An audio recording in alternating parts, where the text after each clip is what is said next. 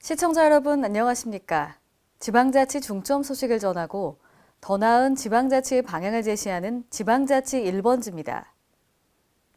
전라북도 지방행정연수원에서 열린 2017 자치단체장 비전포럼에서 김부경 행정자치부 장관이 특강을 했는데요. 이 자리에서 김 장관은 지방 분권, 균형 발전을 강조했습니다. 유희광 기자가 보도합니다. 김부겸 행정자치부 장관은 12일 위기를 맞은 대한민국에 반드시 필요한 것은 지방분권과 균형발전이라고 주장했습니다. 김 장관은 이날 전북혁신도시의 지방행정연수원에서 열린 2017 자치단체장 비전포럼에서 지방분권, 균형발전 비전과 전략이라는 주제로 진행된 특강을 통해 이같이 주장했습니다. 이어 기존의 정치는 권력과 자원의 과도한 집중, 정당 내 패권적 계파 정치, 이념 과잉, 정책 빈곤, 진영 논리에 따른 투쟁 정치를 해결하지 못했다고 비난했습니다. 또 수도권 일극 체계에 따른 수도권 과밀화로 생산성과 삶의 질이 저하됨은 물론 이는 지방 소멸로 이어지면서 지속 불가능한 악순환이 반복되었다고 말했습니다. 이에 국가적 총자원의 활용, 자생적 지역발전 역량 극대화 및 지속가능한 국가발전 추진 기반을 마련해 하루빨리 국가균형 발전이 이루어지도록 노력해야 한다고 강조했습니다.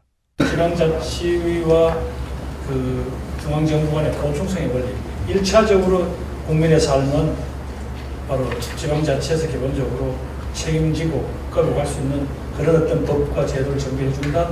그리고 거기서 감당할 수 없는 사무라든가 거기에서 빠질 수밖에 없는 사무, 국방이라든가 외교라든가 이런 부분들은 국가가 한다든가 이런 보충성의 원리라든가 이런 것들을 헌법에 분명히 명시해야 될 것 같습니다.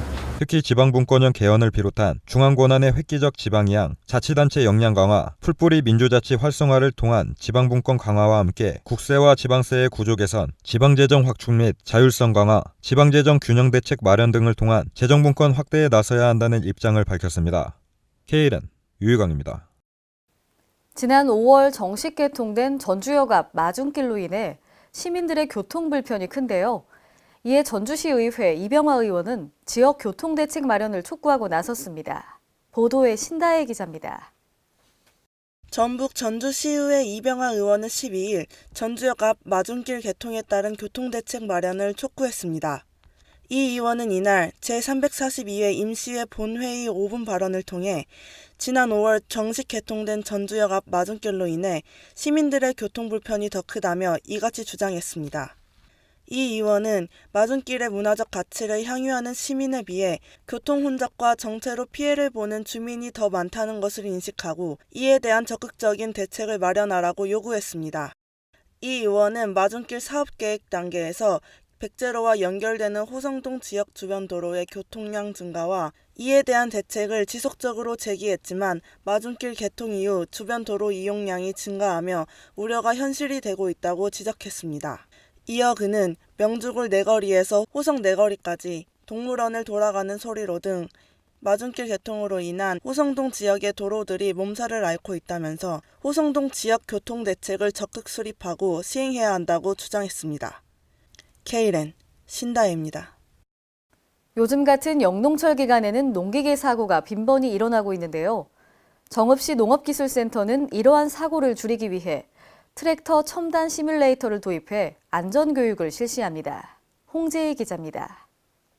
전북 정읍시 농업기술센터는 농기계 운영 중 발생하는 사고를 줄이기 위한 방안으로 트랙터 첨단 시뮬레이터를 도입해 안전교육 실시에 나섭니다. 농업기술센터는 사고 방지를 위해 9천여만 원을 들여 농업기술센터 안에 가상운전 실습 장비를 갖춘 체험 실습장을 마련, 농기계 사용이 어려운 고령의 농업인이나 여성 농업인, 귀농귀촌인 등을 대상으로 교육합니다. 시뮬레이터를 활용한 교육은 교육 효과가 높고 유형별 안전 대응책을 체험할 수 있어 농기계 안전사고 예방에 큰 도움이 될 것으로 기대합니다. 트랙터 시뮬레이터는 기계 조작에서부터 작업 요령, 위기사항 대처 등 모의 훈련 장치를 통해서 대처 요령을 터득할 수 있도록 여러 가지 유형별 안전 대응책을 프로그램화해 모니터 속 가상마을에서 농장을 오가며 기계 작동과 기본 코스, 도로 주행 등 단계별로 체험할 수 있습니다. 실제 운전을 해보니 최대한 실제 제가 농기계를 운전하는 것과 비슷하게 충격도 있고 진동도 있고 회전 변경도 좋고 만족한 것 같습니다. 특히 3D 화면을 전후 좌우로 배치하고 트랙터 동작에 따라 자체가 움직일 수 있어서 운전자가 실제와 같은 상황을 경험할 수 있습니다. 교육은 단계별로 이루어지며 숙련자는 10분, 초심자는 20분으로 나누어 실시하며 가상훈련이 끝나며 정읍산업권 농기계 임대사업소에서 현장 실습이 이루어집니다.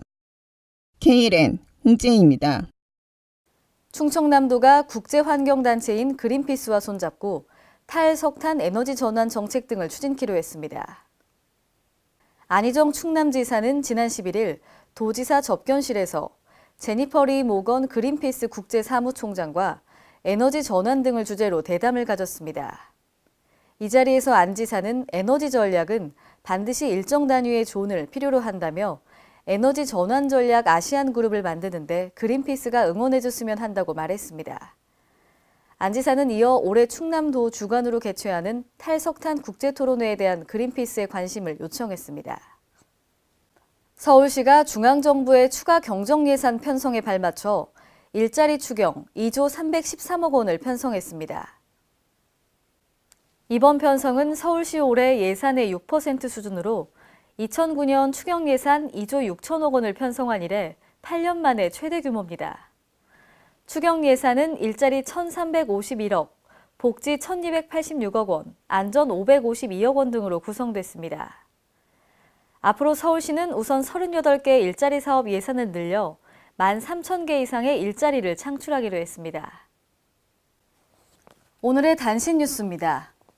기상청은 오늘부터 일기예보 안내전화 131을 통해 국내에서 발생하는 지진통보 서비스를 제공합니다. 그동안 지진통보는 기상청 누리집과 모바일을 통해 제공됐는데요. 앞으로는 일기예보 안내전화로도 서비스를 확대해 시행합니다. 지진통보 서비스의 사용 방법은 일반 전화나 휴대전화에서 131을 누르고 안내에 따라 지진 정보를 확인하면 됩니다. 정부가 마을 주민 보호 구간 사업의 일환으로 국도변 마을 구간의 제한 속도를 대폭 낮춥니다. 국토교통부는 해남, 의성군 등 8개 시군을 대상으로 추진 중인 마을 주민 보호 구간 사업을 올해 상반기에 완료하고 해당 구간 제한 속도 하향 등을 시행한다고 밝혔는데요. 특히 올해부터 해당 구간의 제한 속도를 시속 10에서 20km 대폭 낮추고 단속을 실시합니다.